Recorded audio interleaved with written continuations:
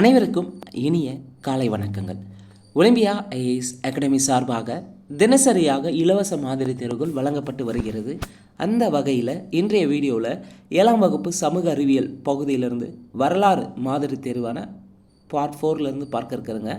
வரலாறு தொடர்பான 40 கேள்விகளும் பர்சன்டேஜ் ரிலேட்டடான 10 கேள்விகளும் இந்த வீடியோவில் பார்க்க இருக்கிறேங்க. முதல் முறையாக நம்ம சேனலை பார்க்குறவங்க மறக்காமல் சப்ஸ்கிரைப் பண்ணுற பெல் சிம்பில் கிளிக் பண்ணிவிடுங்க. நீங்கள் பெல் சிம்பில் கிளிக் பண்ணால் தான் நாங்கள் தொடர்ந்து அப்லோட் பண்ணுற வீடியோஸ் உங்களுக்கு நோட்டிஃபிகேஷனாக வரும். நிச்சயமாக ஒலிம்பியா ஐஏஎஸ் அகாடமி சார்பாக நடத்தக்கூடிய ஒவ்வொரு மாதிரி தேர்வும் அப்கமிங்காக வரக்கூடிய எல்லா போட்டித் தேர்வுகளுக்கும் பயனுள்ளதாக இருக்கும், ரிஃப்ளெக்ட் ஆகும். அதனால் வீடியோஸை முழுமையாக பாருங்கள், ஸ்கிப் பண்ணாமல் பாருங்கள். இந்த இலவச மாதிரி தேர்வில் கலந்து கொள்ள விருப்பம் இருக்கிறவங்க மேலே இருக்கிற நம்பரை தொடர்பு கொள்ளுங்கள். வாராந்திரமும் பெய்ட் டெஸ்ட்டாக போயிட்டுருக்கு, அதில் கலந்து கொள்ள விருப்பம் இருக்கிறவங்க மிக குறைந்த கட்டணமே மிக குறைந்த கட்டணத்தில் வழங்கப்பட்டு வருகிறது. நிச்சயமாக அப்கமிங்காக வரக்கூடிய எல்லா போட்டித் தேர்வுகளுக்கும் கம்பைண்டாக இந்த டெஸ்ட் சீரிஸ் கண்டினியூ ஆகிட்டுருக்கு. நிச்சயமாக ஒவ்வொரு மாதிரி தேர்வும் எக்ஸாம் பாயிண்ட் ஆஃப்லேருந்து எடுக்கப்பட்டுள்ளது. அதே போல் நியூ சிலபஸ் பேட்டர்ன் அடிப்படையில் தான் டெஸ்ட்டும் நடந்துகிட்ருக்கு. போட்டித் தேர்வுக்கு தயாராகக்கூடிய மாணவர்கள் இந்த வாய்ப்பை சரியாக பயன்படுத்திக்கங்க. முதல் கேள்வி, சரியானது எது? டெல்லி சுல்தானேத்தை ஆண்ட வம்சங்கள்லேருந்து கேட்டிருக்காங்க. அடிமை வம்சம், கில்ஜி வம்சம், துக்ளக் வம்சம், சையது வம்சம், லோடி வம்சம். டெல்லி சுல்தானேத்தை 5 வம்சங்கள் ஆண்டிருக்கும். இந்த டெல்லி சுல்தானேத்தினுடைய வம்சங்களுடைய காலத்தில் சரியானது எதுன்னு கேட்டிருக்காங்க. இங்கே சரியானது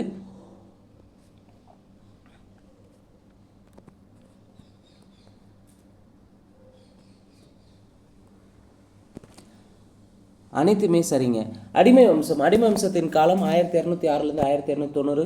கில்ஜி வம்சம் 1290லேருந்து 1320. துக்ளக் வம்சம் 1320லேருந்து 1414. சையது வம்சம் 1414லேருந்து 1451. லோடி வம்சம் 1451 to 1526. கேள்வி 2, அலாவுதீன் கில்ஜியின் படைத்தளபதி மாலிகபுரை எந்த ஆண்டில் தென்புலத்தின் வெகு தொலைவிலும் மதுரை வரை படையெடுக்க பணித்தார்? ஸோ அலாவுதீன் கில்ஜியினுடைய படைத்தளபதி மாலிகபுரை மதுரைக்கு படையெடுக்க அனுப்பி வைத்தது ஆண்டு 1310. கேள்வி 3, தக்கான அரசுகளில் சரியான இணையை தேர்வு செய்க. தேவகிரி ஒய்சாளர்களா? கிடையாது. துவாரசமுத்திரம் யாதவர்களா? கிடையாது. வாரங்கள் காகதிர்கள். 3 மட்டுமே சரியாக இருக்குது. அப்போ தேவகிரி யாருன்னா யாதவர்கள் வருவார்கள், துவாரசமுத்திரம் ஒய்சாளர்கள், மதுரை பாண்டியர்கள். கேள்வி 4, அலாவுதீன் கில்ஜி பற்றிய கூற்றுகள் சரியானது எது எவை? டெல்லியை சுற்றியுள்ள வேளாண் நிலங்களை முறையாக அளந்து ஒரு குறிப்பிட்ட அளவிலான நிரந்தர வரியை விதித்தார். சரி. டெல்லியிலும் ஏனைய இடங்களிலும் முகாமிட்டிருந்த தனது படைப்பிரிவுகளுக்காக கட்டாய உணவு தானிய கொள்முதல் முறையை அறிமுகம் செய்தார். சரி. ஒற்றர்களை நியமித்தார். சரி. 1316 இயற்கை எழுதினார். ஸோ அலாவுதீன் கில்ஜி பற்றிய கூற்றுகள் சரியானது, அனைத்துமே சரி. கேள்வி 5, பின்வரும் கூற்றுகளில் தவறானது எது? அடிமை வம்சத்தை தோற்றுவித்தவர் குத்புதீன் ஐபக். சரி. கில்ஜி வம்சத்தை தோற்றுவித்தவர் அலாவுதீன் கில்ஜியான ஜலாலுதீன் கில்ஜி. துக்ளக் வம்சத்தை தோற்றுவித்தவர் கியாசுதீன் துக்ளக். சையது வம்சத்தை தோற்றுவித்தவர் கிசிர் கான். லோடி வம்சத்தை தோற்றுவித்தவர் சிக்கந்தர் லோடியா? கிடையாது, பகலுல் லோடி. அப்போ இங்கே தவறானது 2, 5 தவறாக இருக்குது. கேள்வி 6, டெல்லிக்கு அருகே துக்லகாபாத் என்ற புதிய நகரை நிர்மாணம் செய்ய அடிக்கல் நாட்டியவர் யார்? கியாசுதீன் துக்ளக். கேள்வி 7, ஜூனாகான் என்னும் இயற்பெயரை கொண்டவர் யார்? முகமது பின் துக்ளக். கேள்வி 8, பின்வரும் கூற்றுகளில் சரியானது எது எவை? 4 கூற்றுகள் எது சரின்னு பார்க்கலாம். இத்துணைக்கண்டம் முழுவதையும் தனது நாடாக மாற்ற கனவு கண்டவர் அலாவுதீன் கில்ஜியா? கிடையாது, முகமது பின் துக்ளக் தான் இத்துணைக்கண்டம் முழுவதையும் தனது நாடாக மாற்ற கனவு கண்டிருப்பார். டெல்லியை அடைந்த போது அது காலியாக கைவிடப்பட்டதாக, ஆனால் குறைந்த அளவு மக்களுடன் இருந்தது என மொராக்கோ நாட்டு பயணி இபன் பதத்தா குறிப்பிட்டுள்ளார். சரி. நிலவரியை தானியமாக வசூல் செய்யும் முறையை அலாவுதீன் கில்ஜி பின்பற்றினார். சரி. நிலவரியை உயர்த்தியதோடு அது முதல் நிலவரி பணமாக வசூலிக்கப்பட வேண்டும் என ஆணை பிறப்பித்தார் முகமது பின் துக்ளக். இப்போ இங்கே சரியானது 2, 3, 4 சரி. முகமது பின் துக்ளக்கினுடைய மிக முக்கிய குறிப்புகளை பார்க்கலாம். இவருடைய ஆட்சி காலம் 1325லேருந்து 1351. இத்துணைக்கண்டம் முழுவதையும் தனது நாடாக மாற்ற கனவு கண்டவர் தான் முகமது பின் துக்ளக். தன்னுடைய தலைநகரை டெல்லியிலிருந்து நாட்டின் மையப்பகுதியிலிருந்து தேவகிரிக்கு மாற்றிருப்பார். மாற்றது இல்லாமல் தேவகிரியின் பெயரை தௌலதாபாத்னு மாற்றினார். மீண்டும் தனது தலைநகரை டெல்லிக்கே மாற்றியிருப்பார்.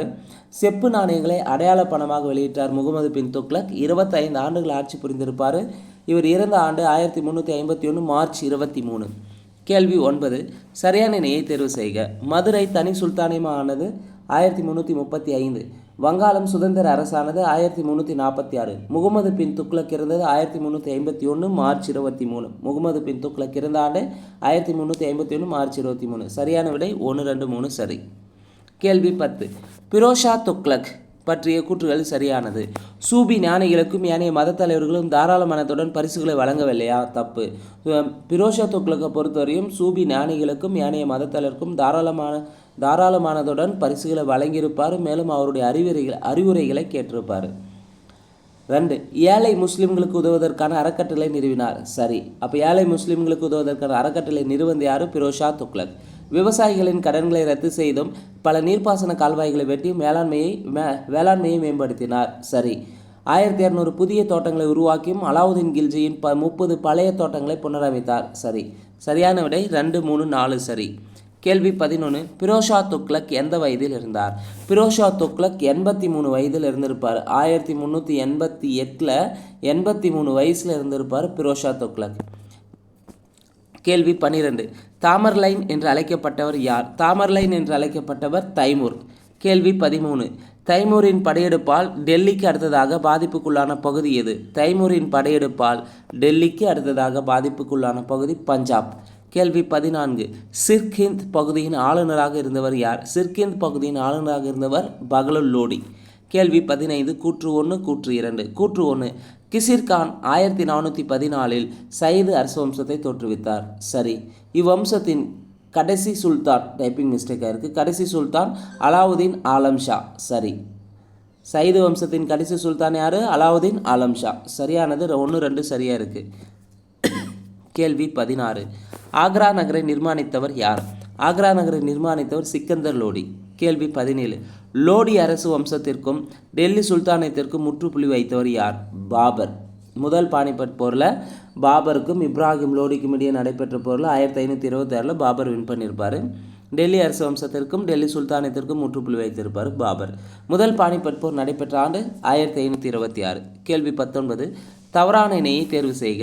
தலைக்கோட்டை போர் நடைபெற்ற ஆண்டு 1565. சங்கம வம்சம் காலம் 1336 to 1485. சாலு வம்சம் 1485 to 1505. துளு வம்சம் 1505 1570. ஆரவிடு வம்சம் 1570 1646. விஜயநகர ஆட்சியில் மிக முக்கியமானது நமக்கு சிலபஸ் ஏரியாவில் இருக்குது. ஸோ சங்கம வம்சம், சாலு வம்சம், துளுவ விஜயநகரத்தை ஆட்சி செய்த வம்சங்கள் எடுத்துக்கினா சங்கம, சாலுவ, துளுவ, ஆரவிடு. இங்கே தவறான நினை எதுவுமே கிடையாது. கேள்வி 20. சங்கம வம்சத்தின் தலைச்சிறந்த அரசர் யார்? சங்கம வம்சத்தை தோற்றது அரியரர் புக்கர் வருவாங்க. சங்கம வம்சத்தின் தலைச்சிறந்த அரசர் 2ஆம் தேவராயர். சங்கம வம்சத்தின் தலைச்சிறந்த அரசர் 2ஆம் தேவராயர். கேள்வி 21. விஜயநகர பேரரசு பற்றிய கூற்றுகளில் சரியானது எது எவை? 1. வெற்றியின் நகரம் என்றழைக்கப்படும் விஜயநகரம் அரியரர் புக்கர் ஆகிய 2 சகோதரர்களால் கர்நாடகத்தின் தென்பகுதியில் நிறுவப்பட்டது. சரி. விஜயநகர் வித்யாநகர் என்றும் அழைக்கப்பட்டது. சரி. இவ்வரசு 5 அரசு வம்சங்களை கொண்டதா? கிடையாது, 4 அரசு வம்சங்களை கொண்டது. சங்கம, சாலுவ, துளுவ, ஆரவிடு. சரியானது 1, 2 சரியா இருக்கு, 3 தவறு. கேள்வி 22.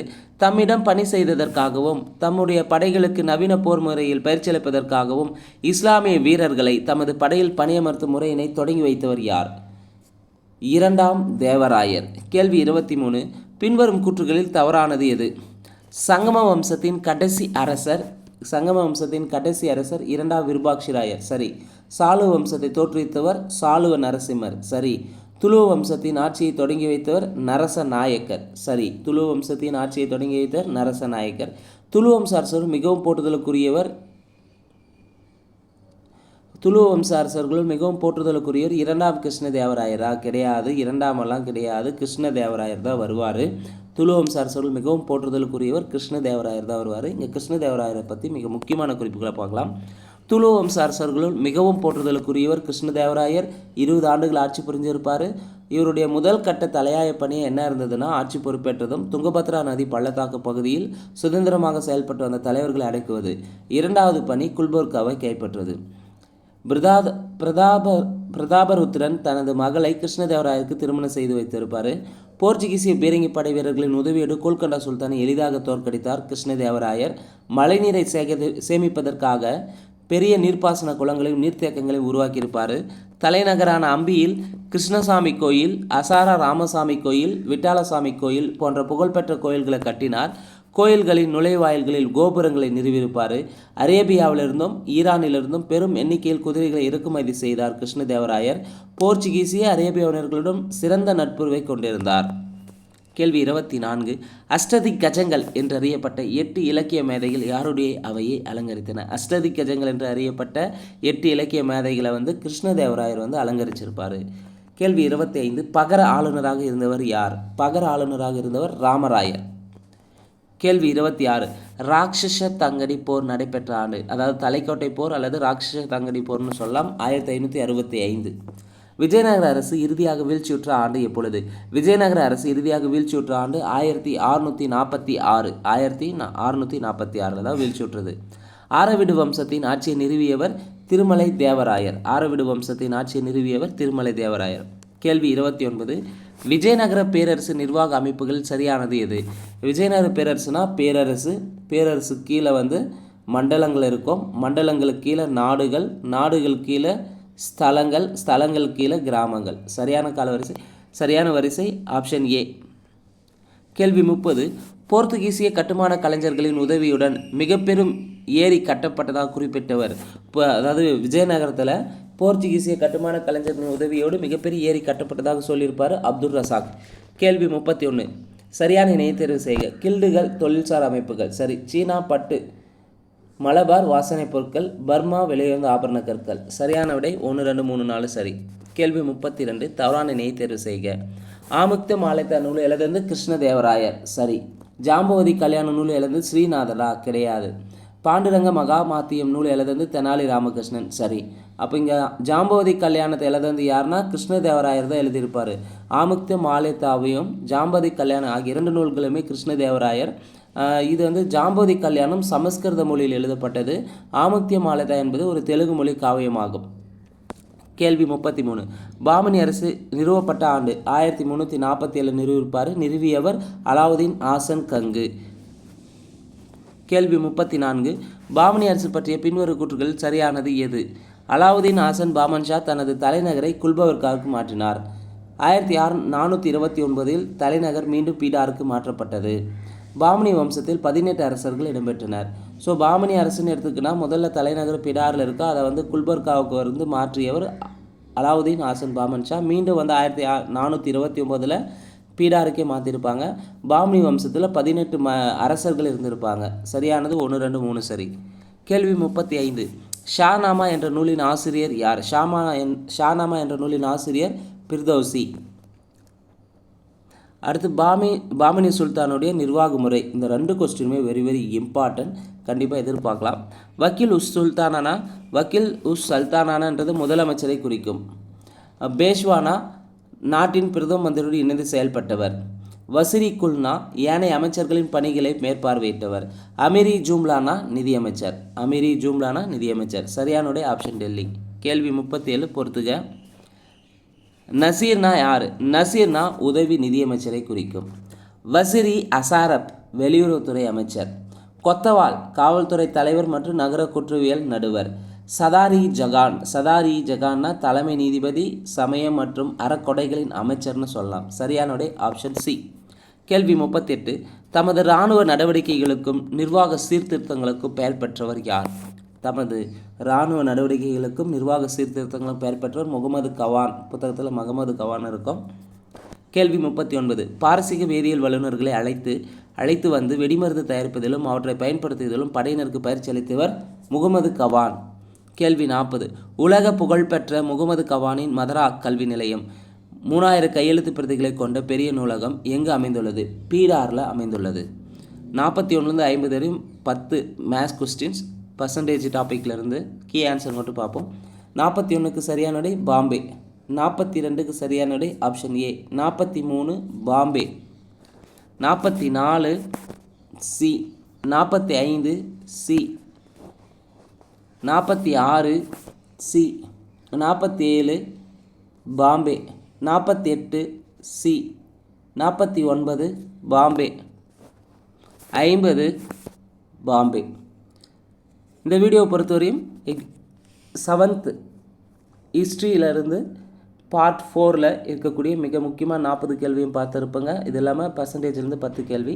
இந்த வீடியோக்கான பிடிஎஃப் லிங்க் டிஸ்கிரிப்ஷனில் தரப்பட்டது. தேவையானவங்க டவுன்லோட் பண்ணி டெஸ்ட் ரைட் பண்ணி பார்த்துக்காங்க. அதே போல் ஒலிம்பியஸ் அகாடமி டெலகிராம் சேனலுக்கான லிங்க்கும் டிஸ்கிரிப்ஷனில் தரப்பட்டுள்ளது. மோர் அப்டேட்ஸ்க்கு ஜாயின் பண்ணிக்கலாம். நன்றி, வணக்கம்.